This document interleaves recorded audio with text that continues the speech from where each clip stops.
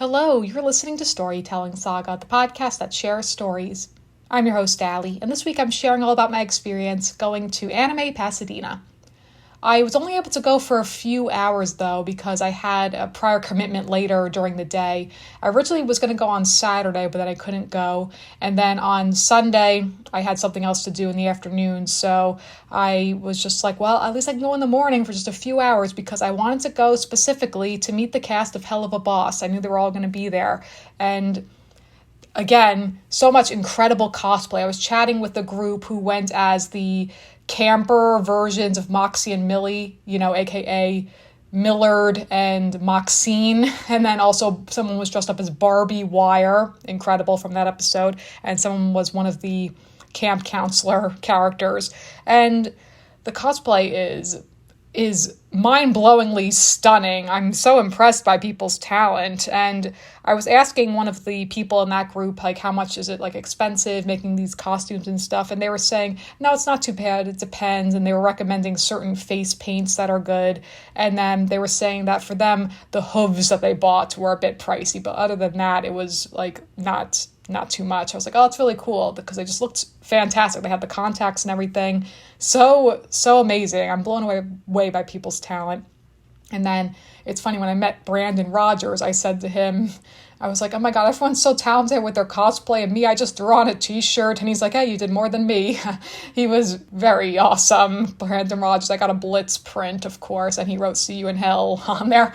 So fantastic. He had a really long line. So I didn't meet everyone from the cast, but I met a few of them, and some of them had really long lines. Brandon had a consistently long line. Also, Erica Lindbeck had a really, really long line. I didn't meet her, unfortunately. But I know because they do other stuff, of course. I mean, they all do other things, obviously. But, just knowing them from Helluva Boss. But I was chatting with Brandon saying that I love also his stuff on YouTube, of course. Like his characters and his the crazy shit he does. So, and he had an option too. You could like buy a video, and I guess he would do a character. And he did one for someone because I saw he like had glasses, so he was doing grandpa, too funny. But he was just such a delight. He was so sweet. Oh my goodness.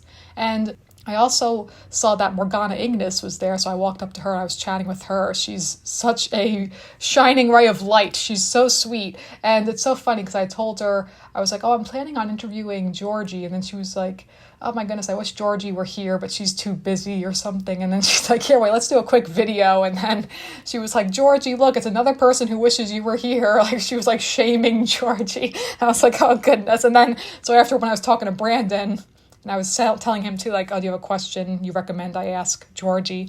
But then Morgana over her, and she's like, and by the way, she feels horrible. She's not here. Oh, goodness. They're so funny. But yeah, so much fun meeting them. Of course, Vivian Madrano was there as well, the creator of Helluva Boss and soon to be coming out soon, Has Been Hotel. I'm excited to watch Has Been Hotel. I still haven't seen the pilot. At this point, I'm going to check out the show and then I guess go back and watch the original pilot, which I know is going to be, it's all different voice actors now, but I'm excited to check it out. They've been teasing stuff. I know they had like the one song that came out so far, Charlie's I Want song. It's like very Broadway. And I know it's the actress who played Katie Heron on Mean Girls, which I did see before that show closed, sadly. I took my sister for her birthday. That was, before the pandemic. But anyway, so then I also I was so excited to meet Richard Horvitz, and I wore my Angry Beavers t-shirt. But then I got a Zim print, and I love it. They're also beautiful, these prints. I'm just staring at them now, like the colors and the artwork. But he wrote on the print, excellent work, me. That's from Invader Zim Enter the Florpus. He had so many great prints. Like, if I had more, maybe at some point if I meet him again, I could get another print, because I would love to get like a Moxie and Millie print, because of course Vivian Nixon was there as well, with all Millie things to sign. Also, Christina V was there, who is the voice of Verosika. And she had a really long line as well, and someone was decked out as Verosika Mayday. Like, the fucking cosplay is amazing, I'm telling you. And it's so funny, like, when I was talking to Morgana, her energy is just so infectious, and I was just like, oh my God, I was so excited to meet you, Morgana. And she's like, I'm excited to meet you. She was so sweet, Again, like, I love that. Like, just like a small moment of connection with these wonderful, talented people on this, huge show. So it's like really, really fun. I also met Bryce Pinkham, who of course is the voice of Stolas, and I was chatting with him about, because he's currently on Broadway. He's starring as the dentist on Little Shop of Horrors. I'd love to go see that. That'd be fucking amazing. But he had so many great prints as well. But I got the classic print of Stolas with baby Octavia, and he wrote the classic quote, "Everything will be okay." And I told him, like, still, that's my favorite song. I'm sure there's going to be more, of course, music coming, and there's been so many fantastic songs in the latest episode to date, as of the recording of this podcast. The musical episode with Fizz and, Mammon and all that fucking stuff, him singing that "Fuck You" anthem is amazing. But, still the purity and the gentleness and the sweet ballad of "You Will Be Okay" is so beautiful. And I was just saying that, like, oh, it's a beautiful song. He's like, I know, it's a message we always need to hear every now and then. So just like that classic, beautiful line of "Everything will be okay." And unfortunately, I couldn't stay for the panel. I wanted to, if I could have, I would have stayed the whole day and gone to the panel. However, it's on YouTube already, though. So if you're interested, you could check that out. You just type in like Helluva Boss, Anime Pasadena, it'll come up on YouTube. So it was a fantastic panel. I wish I could have been there in person, but hopefully they'll be doing, of course they always do a bunch of cons, so hopefully I'll get to go to another one and go to a panel, seeing them more in person again, because I still would love to meet Georgie as well. And next time, like, maybe get a Moxie and Millie print too, because, gotta love Moxie and Millie. They're so adorable.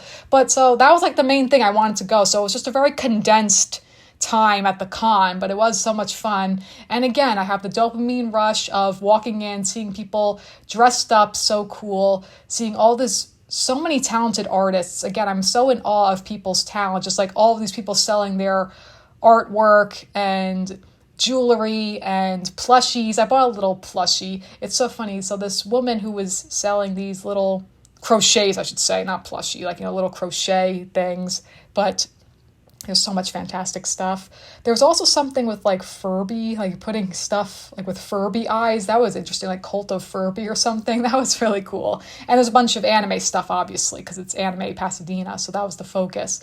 But there were like pins, so much really cute stuff. But anyway, so this woman, she was also at ToonCon. I was like, wait, were you at ToonCon? She was like, yeah, I was. I was like, oh, because last time I wanted to buy something, I regretted that I didn't, so now I'm buying something. And she's like, oh, that's sweet of you, thank you. So I bought this little cute little ghost with like a little hat. Very, very cute. I don't know, just again, people are so talented. And then I also saw a booth with all these really awesome earrings.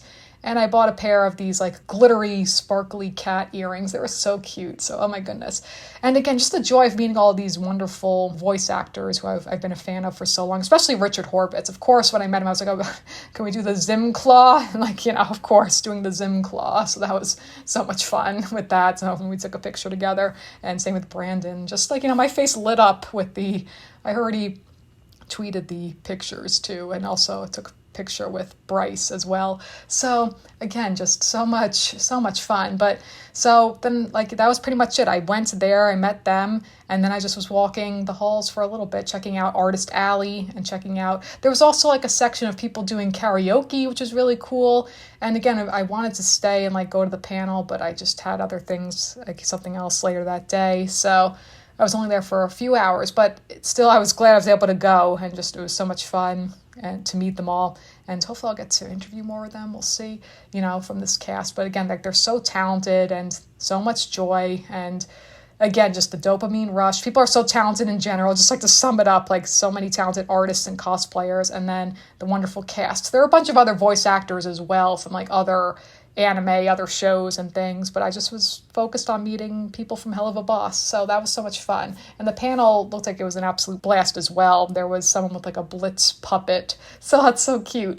So yeah, this was just really, it was quick, just a few hours, but it was so much fun. And again, I'm loving all these cons, and I can't wait to go to my next one yet again. So it just was so much fun. That's pretty much it. Like, like what else? But that's kind of it. It was just like kind of, because it wasn't the whole day, so just a few hours. And I couldn't really do as much as I would have liked. But I wanted to meet them. That was like my number one goal, so I'm glad about that. So that was so much fun. Oh, and one tidbit from the Helluva Boss panel I wanted to mention because it got me so excited.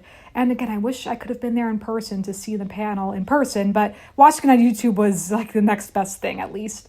And it seemed like just so much fun, but also there were parts where it got really emotional. I'm sure if I were there, I would have gotten like a bit teary-eyed, because even just watching, I was like getting like, it was, very touching and very, very sweet, honestly. So definitely check it out on YouTube if you haven't seen it. It's fantastic. Some great teases for the rest of the season, because they are halfway through season 2 currently, and as in with the airing of the episodes, they are currently recording for season 3. So exciting.